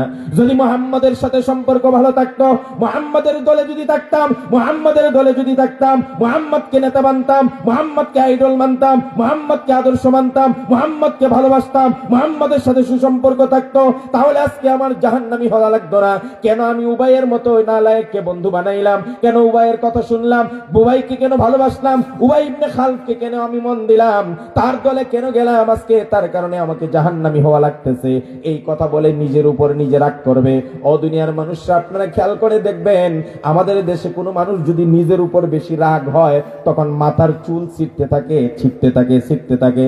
আল্লাহ রাব্বুল আলামিন বলেন, কিয়ামতের কঠিন ময়দানে ওই বন্ধুগুলো হাত কামড়াইবে আর ভৎসনা দিয়ে বলবে, আরে কেন যে ভালো মানুষের সঙ্গে আমি বন্ধুত্ব করলাম না, খারাপ মানুষের দলে কেন গেলাম। আজকের দিনে এই মেসেজটা আপনাদেরকে দিয়ে যাই। আল্লাহর নবী সাল্লাল্লাহু আলাইহি ওয়াসাল্লাম বলছেন, আলমার উমা মান আহাব্বা, যার সাথে যার মহব্বত তার সাথে তার কিয়ামত। দুনিয়ার বন্ধুরা কাকে বন্ধু বানাইবেন, কাকে আদর্শ মানবেন, কার সাথে সম্পর্ক রাখবেন? খোদার কসম, আবু জাহেল মার্কা কারো সঙ্গে যদি আপনার সম্পর্ক থাকে, আবু জাহেল যে লাইনে দাঁড়াবে আপনি তার পিছনে দাঁড়াবেন। আর যদি আপনার সুসম্পর্ক একজন হাক্কানি আলেমের সাথে থাকে, একজন সুনাগরিক ভালো মানুষের সাথে থাকে, তার পিছনে দাঁড়াবেন। কারণ কোরআনে কারীম বলছে, ইয়াউমা নাদউ কুল্লু নাসিম বিইমামিহিম, কিয়ামতের দিন প্রত্যেককে তার নেতার সঙ্গে উঠানো হবে। এই কথাটা আমি 3 বার বলছি, ভালো করে শুনবেন। কিয়ামতের দিন প্রত্যেককে তার নেতার সঙ্গে উঠাবে। এবার আপনার নেতাকে, আমার নেতাকে, ওনার নেতাকে, আমি কথা বিশ্বাস করি, যদি উনি আমার নেতা হয় তাহলে আমার বিশ্বাস ওনার পিছনে আমি উঠবো। আর যদি একটা মদখোর, জুয়াখোর, ঘুষখোর আমার নেতা হয়, তাহলে ঘুষখোরটার পিছনে আমি উঠবো। আপনি কি আশা করেন একটা মদখোর, জুয়াখোর, ঘুষখোর নেতা হলে আপনাকে সে জান্নাতে নিয়ে যাবে? কোশ্চিন কালেও হতে পারে না। কথা বলে ঠিক কিনা? গেল বন্ধুর সাবজেক্ট। আমি আরেকটা ইস্যু ধরবো। 2 নম্বর, বন্ধুর কথা মানুষ শুনে। 2 নম্বর হলো, এই পৃথিবীতে কিছু মানুষ আছে যারা পিশাবের কথা খুব শুনে। কথা কয় ঠিক কিনা? পিশাব যদি বলে উঠ, তাহলে উঠে। পিশাব যদি বলে বস, বসে। পিশাব যদি বলে গরু দেয়, গরু দেয়। পিশাব বলে উঠ দে, উঠ দে। ছাগল দাও, ছাগল দেয়। পিশাব যা বলে তাই বলে। আমি যদি 10 জনে মিলে চিৎকার করি, তাকে কাজ হবে না। আমার পিশাব বলছে এটা, বলছে এটাই। আছে না কিছু মানুষ? তা আমি না করি না, বন্ধু বানাই তো আমার নিষেধ নাই, পিশাব ধরতেও নিষেধ নাই। এখানে আমি 2টা কথা বলে রাখি। পিশাব আপনারা ধরবেন না ধরবেন না, পিশাবের কাছে মুরিদ হবেন না হবেন না, হইলে পরে কোন শর্তে হওয়া যাবে, কি কি শর্ত লাগবে। 1 নম্বর কথা হলো, যাদের ধারণা আছে এমন যে পিশাবের হাত দিলে পিশাবে আমাকে সব পার করে নিয়ে যাবে, এমন ধারণা আছে না অনেকে? কথা বলে অনেক পিশাবরা কিন্তু বলে দেয় যে আমার কাছে মুরিদ হলে আমি নিজ দায়িত্বে সব পার করে দেব। খোদার কসম, এর চেয়ে বড় বাটপার সিটার আর 2 নম্বর কেউ হতে পারে? মিয়া তুমি পার করে নিয়ে যাইবা না? সিলেটে এক পিশাব গেছে ঢাকা থেকে, আমার ওস্তাদে বয়ান করছে। পিশাবে গিয়া কইতেছে, আমার হাতে মুরিদ হইলে পুল সিরাতের পুল পার করার দায়িত্ব আমার। নাউজুবিল্লাহ বলেন না। এবার সিলেটের মানুষ তো খুব পাকনা, ইসলাম প্রিয়। এক মুরব্বি করার, তাইলে আমি যাই। হয়ে গেছে পরে ওনারও একই কথা বলছে। আচ্ছা বলে দেখি কি করে, তারে ধরা লাগবে তো, ধরতে হইলে ছাই দিয়ে ধরতে হবে যাতে না পিছলাইতে পারে। কথা কন ঠিক কিনা? এমনি এমনি ধরে লাভ নেই। এখন কিছুদিন কয়েকজন মুরিদান যখন হইছে, তখন সে বলতেছে আমার একটা খানকা লাগবে, একটা জায়গা দরকার, খানকা বানাবো। তখন ওই মুরিদ যে অবজারভেশন করতে গেছিল সে বললো, হুজুর আমার একটা জায়গা আছে, যদি পছন্দ হয় আপনি আপনার খানকা করার জন্য দিয়ে দিন। আচ্ছা তাহলে চলেন, শহরের বাইরে যেতে হবে, শহরের ভিতরে তো নাই। কাছে ঠিক আছে, অসুবিধা নেই। এখন শহরের বাইরে গেছে, যে আরেকটু সামনে চলেন, ওই যে খালটা দেখা যায়, খালটার ওই পারে। তো খাল পর্যন্ত গেছে, খালের ওই পারে আমার জায়গাটা। তাহলে খাল পার হবে কেমন? কই যে বাঁশের সাঁকু দেওয়া আছে, বাঁশের ব্রিজ, বাঁশের সাঁকু। আচ্ছা আচ্ছা। এখন কই আমি তো কোনোদিন সাঁকু পার হইনি, শহরের মানুষ, এসি রুমে থাকছি, বুড়ি বানাইছি খাইয়া। কথা কন ঠিক কিনা? কই এটা তো ব্যাপার না, করে না আমি কোনোদিন এটা পার হই না, আমি পার হইতে। আমি পার হইয়া দেখাই। এখন গৃহস্থ মানুষ, সে তো ডেইলি 20 বার পার হয়, এক দৌড়ে পার হয়ে গেছে। কইছে দেখেন আমি পার হয়ে গেছি। না রে বাবা, আমি তারপরও পার হইতে। আসেন না, সাহস করে, সমস্যা নেই, করবেন না, এগুলা সিস্টেমই না। তো অনেক বুঝানোর পরে পিশাব রাজি হয়েছে। এখন বাঁশের পুলের মধ্যে উঠছে। কি মনে করেন কারো যদি কোনোদিন অভ্যাস না থাকে, হ্যাঁ এত সহজ? আরো বিচারা হইলো এসি রুমের খাইয়া পাঙ্গাস মাছ। এখন সে কোন রকম গিয়া উঠছে, কিছুক্ষণ যাওয়ার পরে কি শুরু হয়ে গেছে? কাপা কাপি শুরু হয়ে গেছে। যখন কারো কাপা কাপি শুরু হয়ে যায়, এই কাপড় কিন্তু সহজে কথা কয় না, বন্ধ হয়ে যায় না। যত আগায় কাপুনি কমে না বাড়ে, আরো জোরে কোন কমে না বাড়ে। এখন তো না পিছিয়ে আসতে পারে না সামনে যাইতে পারে, আর মুড়িতে খালি সাহস দেয়, এই তো আইসা পড়ছেন আইসা পড়ছেন আইসা পড়ছেন। এই করতে করতে ঠিক মাঝখানে যখন নিচে পিসাবের চূড়ান্ত কাঁপুনি শুরু হয়ে গেছে, এক পর্যায়ে কাঁপতে কাঁপতে নিচে যেই মাত্র নিচে পড়ে গেছে, মুড়ি দৌড়ায়া লাভ দিয়ে পানিতে পড়ে গাড়ের দইরা এক একটা সুবনি দেয়ার ওটায় পাট পার গোটাকার 30,000 বছরের রাস্তা, 10,000 উঠতে হবে, 10,000 বছর সমতল, 10,000 বছর নিচে নামতে হবে তীরে, তারপরে আপনার ব্লেডের চাই তীক্ষ্ণ একটা ব্রিজ। এই ব্রিজ তুমি আমাকে পার করে নিয়ে যাইবা, নিজ দায়িত্বে পার করে দিবা। আর মাত্র 10-20 হাত বাসের সাথে সেকো পার হইতে পারো না, তোমার মতো ভন্ডে সুবাইয়া আমি উচিত শিক্ষা দিয়ে দিলাম। সুতরাং যদি এই পৃথিবীতে কোনো পিসাবের কথা বলে যে আমি পার করে নিয়ে যাবো কিয়ামতের মাঠ, হেরে জিজ্ঞেস করবেন তোমার কোন ভাবে পার করবে? কথা কেন আমারে কেউ পার করবে? আমি জানি আমি জান্নামি জান্নাতি। আরে আমি আমার কথা কেন? নবী করিম সাল্লাল্লাহু আলাইহি ওয়াসাল্লামের উপর আয়াত নাযিল হয়ে গেল, ওয়া আনজির আশিরাতাকাল আকরাবিন। ইয়া রাসূলুল্লাহ, ইয়া হাবিবাল্লাহ, আপনার আপনজনদেরকে আপনি জাহান্নামের সতর্ক করে দেন, ভয় দেখান জাহান্নাম থেকে যেন তারা বাঁচতে পারে। এই আয়াত নাযিল হওয়ার পরে আল্লাহর নবী সাল্লাল্লাহু আলাইহি ওয়াসাল্লাম তার আপন ফুফু সাফিয়াকে ডাক দিয়া বলে, ফুফুকে বলছে, ইয়া সাফিয়া আনকিজি নাফসাকি মিনান নার। ও আমার ফুফু, আমি আপনার ভাইস্তা, আমি কিয়ামতের দিন আপনাকে পার করতে পারবো না, আপনি নিজের আমল দিয়ে জাহান্নাম থেকে আপনি বেঁচে যান। শুধু তাই নয়, হযরত ফাতেমাকে ডাক দিয়ে গিয়ে বিশ্বনবী সাল্লাল্লাহু আলাইহি ওয়াসাল্লাম ডাক দিয়া বলেন, ফাতেমারে মা, তুমি আমার কলিজার টুকরা, ফাতিমা তুমি বিদাতুম মিন্নি। ফাতেমা বলেন, আমি আমার বাবার কলিজার টুকরা ছিলাম, আমি হাসান হুসাইনের আম্মা, আমি আলীর স্ত্রী, আমি বিশ্বনবীর কলিজার টুকরা মেয়ে। আমাকে বিশ্বনবী সাল্লাল্লাহু আলাইহি ওয়াসাল্লাম এসে বলতেছেন, ও ফাতেমা আনকিজি নাফসাকি মিনান নার। ফাতেমা রে, বাবা হিসাবে কিয়ামতের মাঠে আমি মুহাম্মদ তোমার জন্য কিছু করতে পারবো না, তুমি তোমার নিজেকে জাহান্নামের আগুন থেকে তোমার আমল দিয়ে বাঁচাও। বিশ্বনবী সাল্লাল্লাহু আলাইহি ওয়াসাল্লাম তিনি তার মেয়েকে বলেন যে আমি বাবা হিসাবে কিয়ামতের মাঠে পার করার ক্ষমতা রাখি না, কিচ্ছু করতে পারবো না। রাসূল স্পষ্ট করে হাদিসে বলছেন, লা আনফাউ ওয়ালা আদুররু, আমি তোমার লাম লিকুলাকি দাররা ওয়ালা নাফআ, তোমার কোনো লাভও করতে পারবো না, ক্ষতিও করতে পারবো না। সুতরাং তোমার আমল দিয়ে তুমি জাহান্নাম থেকে বাঁচাও। আর যদি কোনো ভণ্ড বলে আমি তোমাকে পার করে নিয়ে যাব, এর চেয়ে বড় ভণ্ড আর কেউ হতে পারে না। কথা বলে ঠিক কিনা? তাহলে পীরের ব্যাপারে আমার একটা বক্তব্য, যে কেউ কাউকে পার করতে পারে না। তাহলে কি আমরা পীরের হাতে বয়াত হব না? বলে হ্যাঁ হবেন। উদ্দেশ্য কি? উদ্দেশ্য হলো পিসাবরে আমি শিক্ষক বানাবো। কি বানাবো? উস্তাদ, শিক্ষক। উনি আমাকে ভালো মন্দ বলবেন যে বাবা এই পথে চললে জান্নাতে যাওয়া সহজ, এটা জাহান্নামের পথ, এই কাজগুলো করো না, এই কাজগুলো করো। এইটা বাতলিয়ে দেওয়ার জন্য আপনি পীরের হাতে বায়াত হতে পারেন, আপত্তি নাই। কথা ক্লিয়ার? তো আমার প্রসঙ্গটা আসছে, 1 নম্বর, দুনিয়াতে মানুষ বন্ধুর কথায় সব করে না, বন্ধুর কথা মানে। আমার আপত্তি নেই, বন্ধুর কথা মানো, কিন্তু কতটুকু মানবা এটা আমি পরে বলছি। 2 নম্বর, পিসাবের কথায় মানুষ উঠা বসা করে।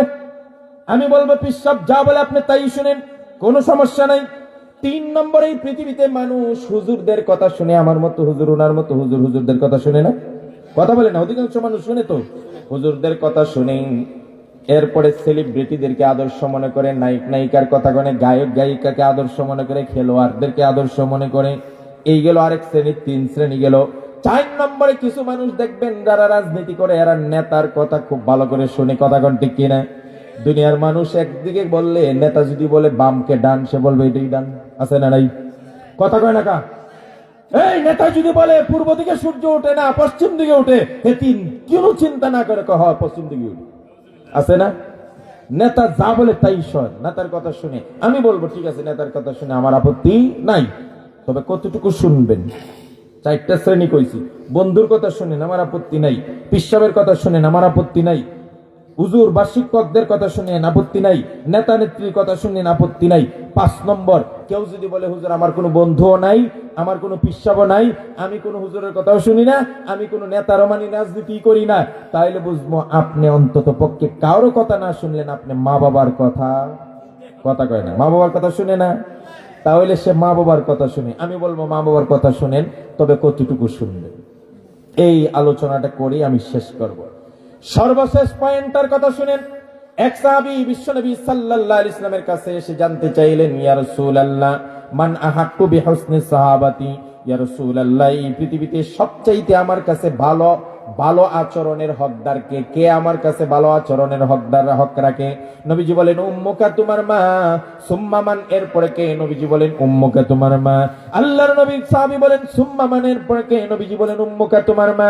4 নম্বর বার নবীজিকে সাহাবী বললেন সুম্মা মান, এরপরে কে? নবীজি বলেন আবুকা। তিনবার মায়ের কথা বলেছেন। এই জন্য রাসূলুল্লাহ বলছেন আল জান্নাতু তাহতা আকদামিল উম্মাহাত, এই পৃথিবীতে সকল সন্তানের জান্নাত হলো মায়ের পায়ের নিচে। তাহলে বোঝা গেল সবার কথা বাদ দিলেও মায়ের কথা কিন্তু শুনতে হবে। আল্লাহ এবং তার রাসূলের পরে যদি এই পৃথিবীতে কারো কথা সবার আগে শুনতে হয়, সে কার? আরো জোরে। এই দুনিয়ার সন্তানেরা শুধু মার ব্যাপারে 1 মিনিট কথা বলবো। আমি যদি আজকে মা বাবার ওয়াজ করতাম তাহলে বুঝাই দিতাম মা বাবা কোন জিনিস। শুধু আমি বুঝানোর জন্য 1 মিনিট কথা বলবো। আল্লাহর নবী সাহাবী এইখানে বসে আছেন, নবীজির সামনে বসে ওয়াজ করতেছেন। হঠাৎ করে একটা বৃদ্ধা মহিলা বুরকাবৃত হয়ে পর্দার সাথে বুরকা পরে নবীজির কাছে আসতেছেন।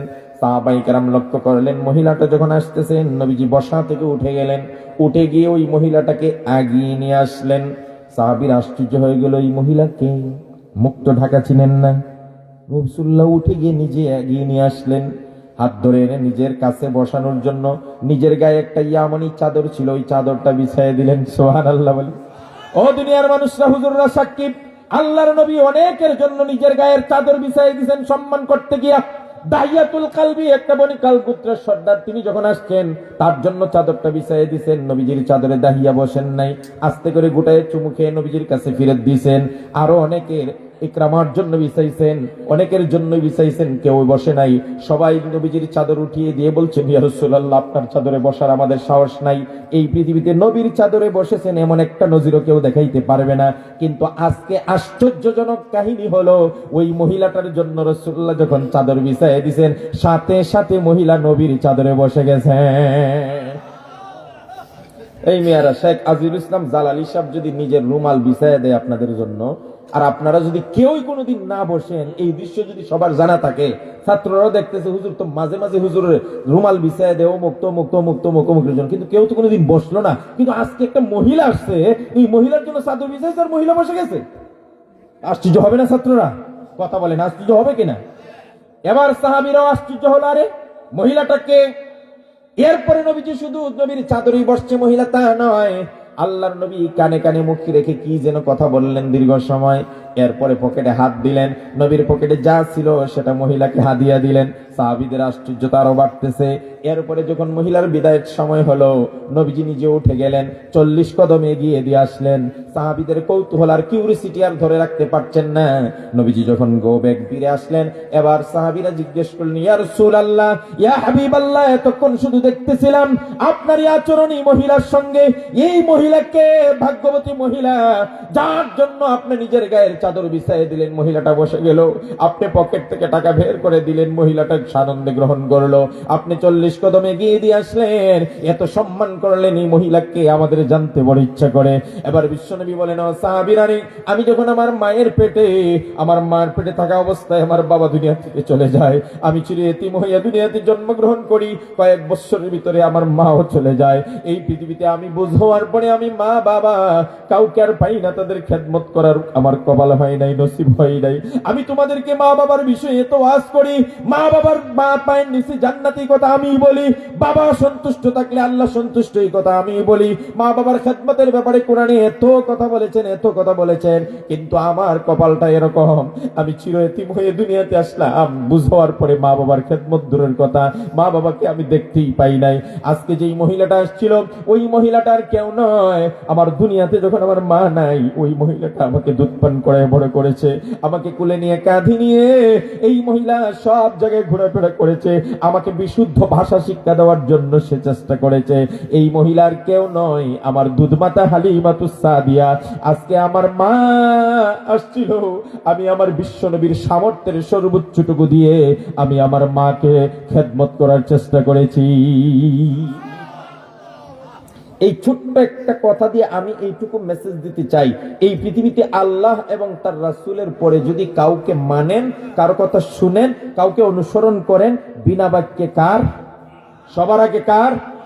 সবাই বলো না যুবকরা, কার? আরো জোরে। আল্লাহ এবং তার রাসূলের পরে কথা শুনলে, আল্লাহ রাসূলের কথা শুনতে কোনো শর্ত নাই। কোনো শর্ত আছে নাকি?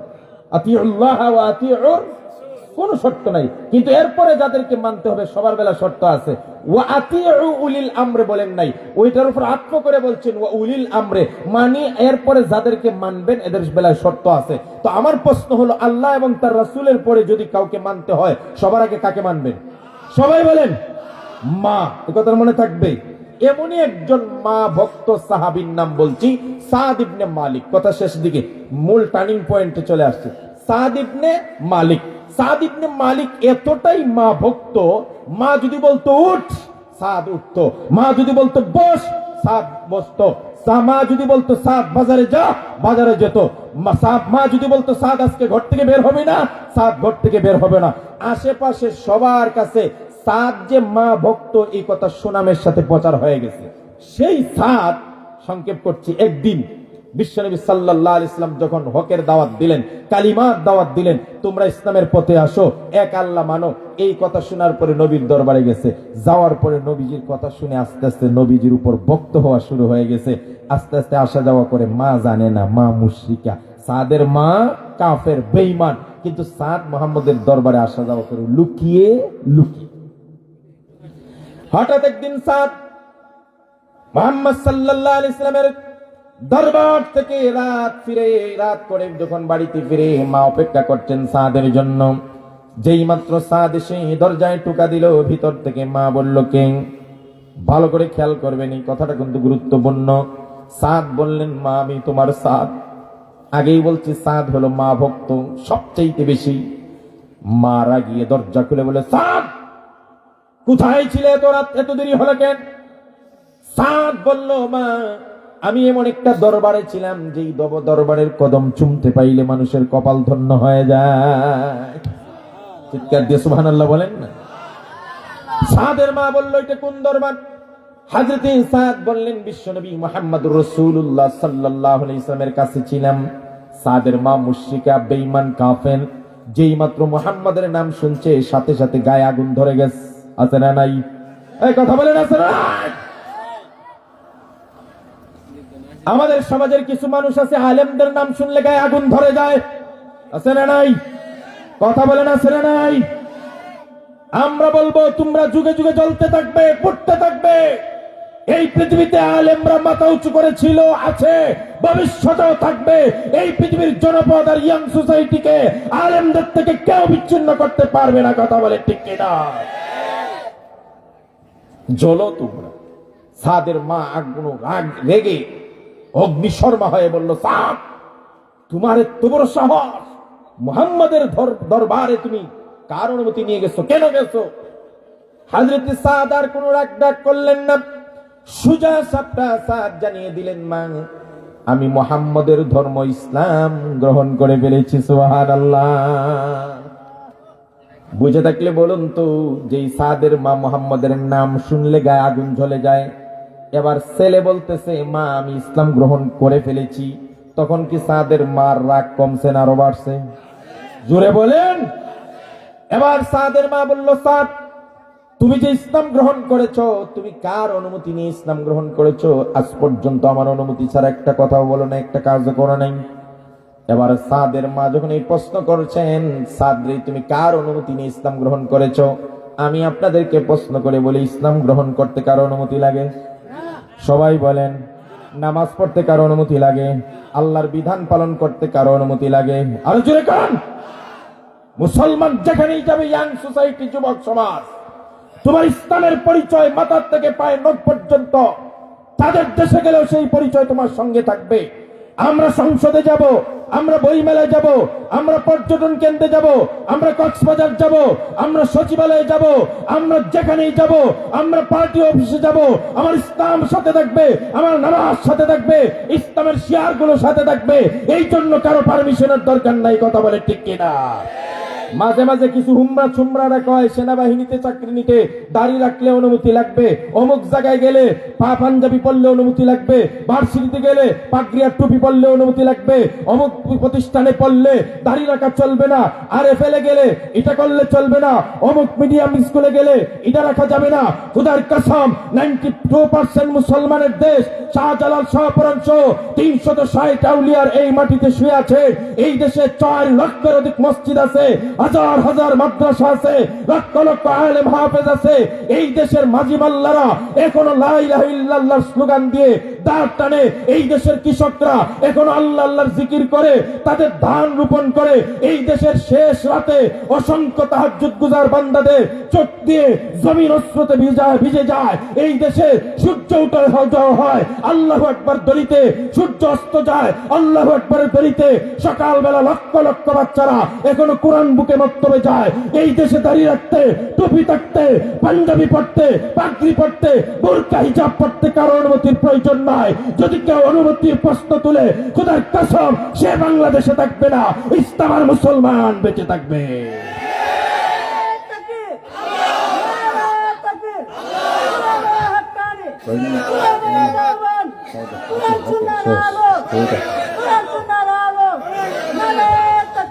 পাঁচ মিনিট সময় আছে, আমার শেষ ফিনিশিংটা শুনেন। সাদের মা জিজ্ঞেস করলো, সাদ তুমি কার অনুভূতি নিয়ে ইসলাম গ্রহণ করছো? এবার সাদ বলল, মা ইসলাম এমন একটা ধর্ম, সত্য যখন এসে যায় মিথ্যার খাওয়া থাকে না। এক আল্লাহ তাওহীদের বাণী যখন আমি শুনছি, এই সত্য গ্রহণ করার জন্য কারো অনুমতির প্রয়োজন নাই। সাদের মা যখন দেখলো সাদ আমার মুখে মুখে তর্ক করে বলতেছে, যা